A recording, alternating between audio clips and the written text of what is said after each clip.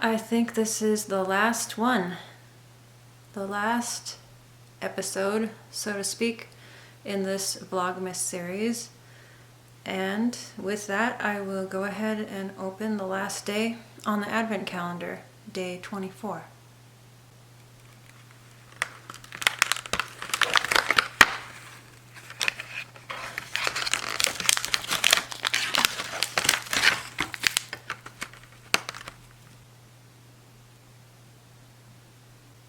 This tea is called Christmas tea.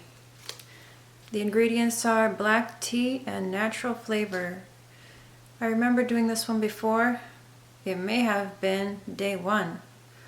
And I remember it being quite good.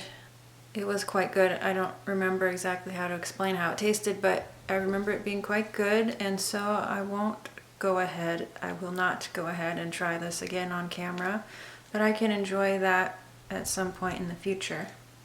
I will read the back of door 24. It says, "Tea for the soul. Brew your favorite blend for Christmas Eve. Take a moment to reflect on the past 24 days of self-care and holiday magic.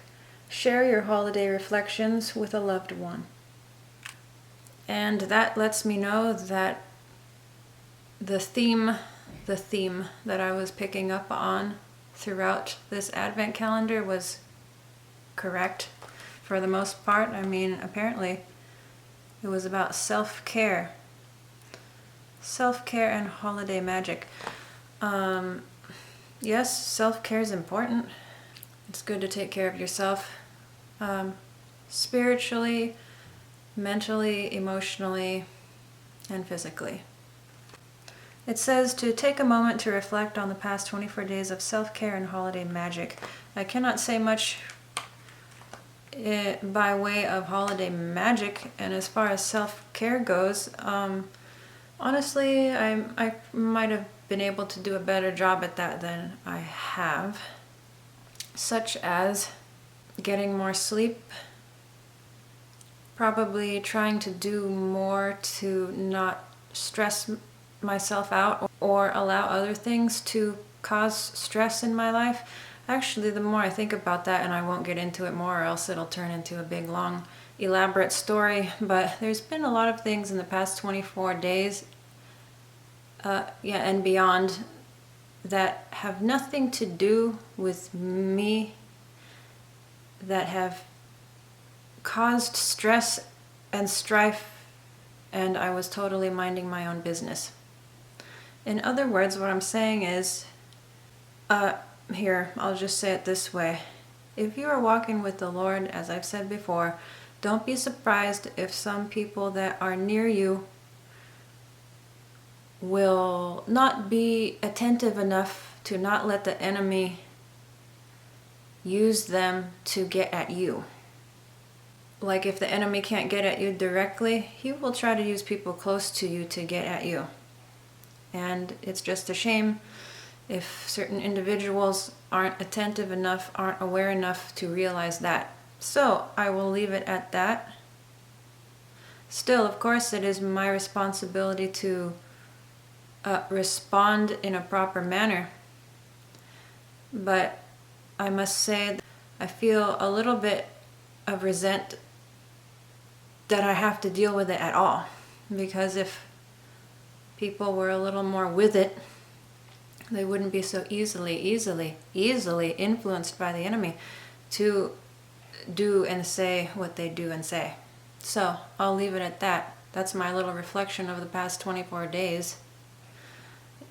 Is that too real? Is that too real? Am I supposed to say something warm and fuzzy about this time? You know, since it's like tomorrow's Christmas, you'll probably see this the day after tomorrow, if you see it at all. So like, I'm supposed to say something warm and fuzzy, right? Something more warm and festive. Okay, so do I have anything about this Christian life, about God, any tidbit to share in this final Vlogmas video other than what I already just shared? Yes, I do. I do.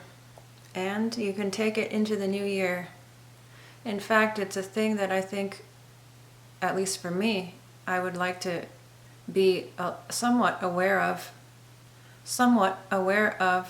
and watchful of all the time. And that is to make sure I am fearing God more than I fear man. There is a Bible verse, I can't recall the citation, but it says that to fear God is the beginning of wisdom. Now, that says something. If that's the very beginning, to fear God is the very beginning of wisdom. But beyond that, yes, I want to be watchful, personally, of always fearing God more than I fear man. That's very important. It's a wonderful thing if a person fears God more than his fellow men and women, fellow human beings. That one thing, that one difference is huge. That one difference in a person's life is huge, whether they fear God more or do they fear man more. That single thing is a huge difference. I want to read a Bible verse. It's probably one you already know. It's Galatians chapter 1, verse 10. It says, "Am I now trying to win the approval of human beings or of God? Or am I trying to please people? If I were still trying to please people, I would not be a servant of Christ."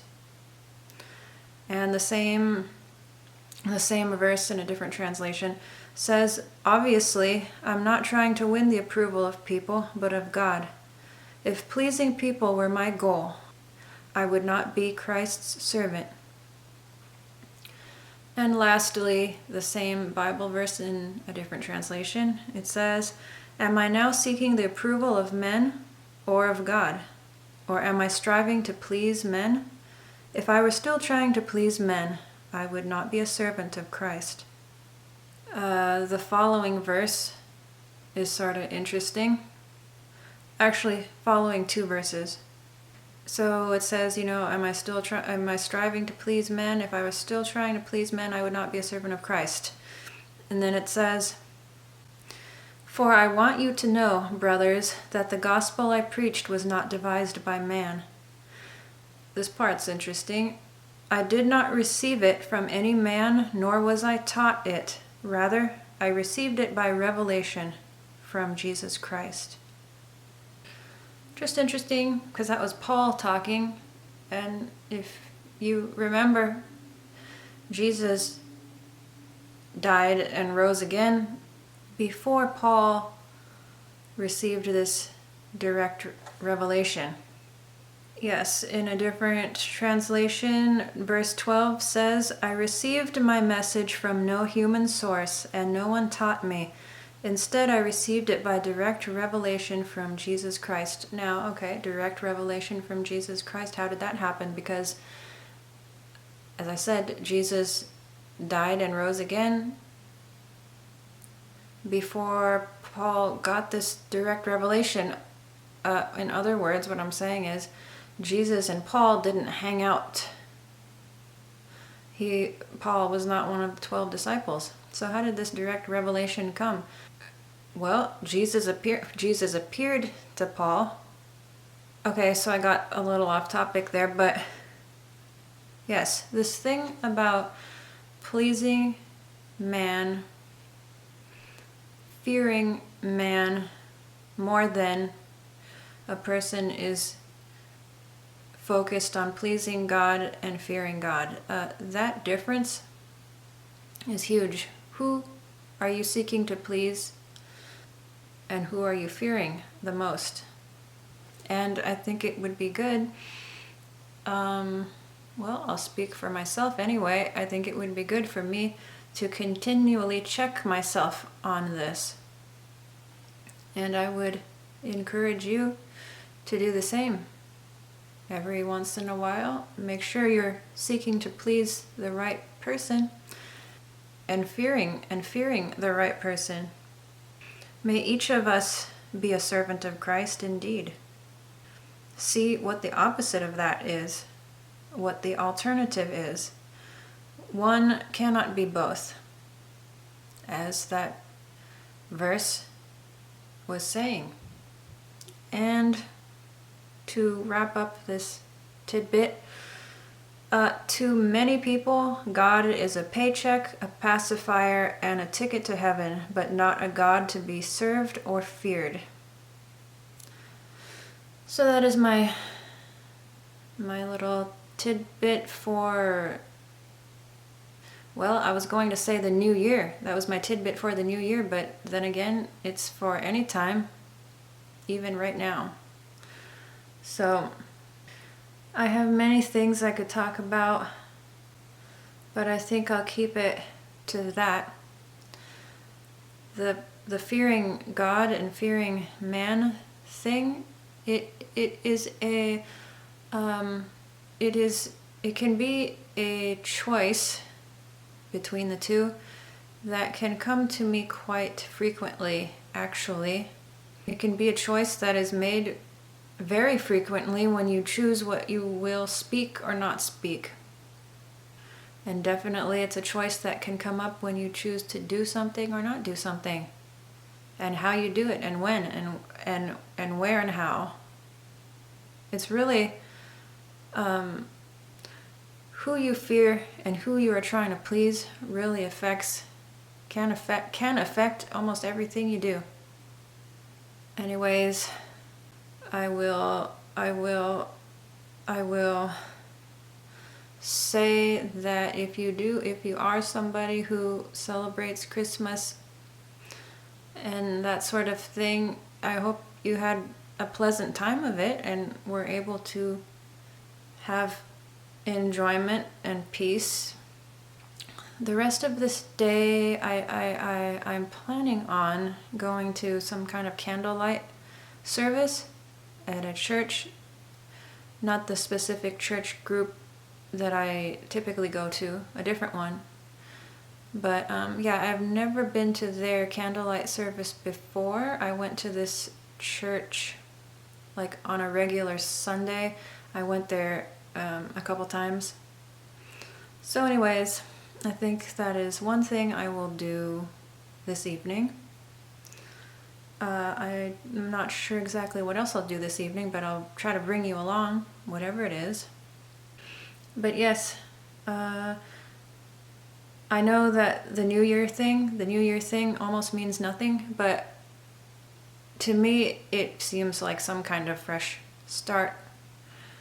A new year, just like to me a new day is a fresh start. So yes, with this new year approaching, for me, I think what I just shared about choosing who you are going to please and who you are going to fear is a good way to set the tone for the new year.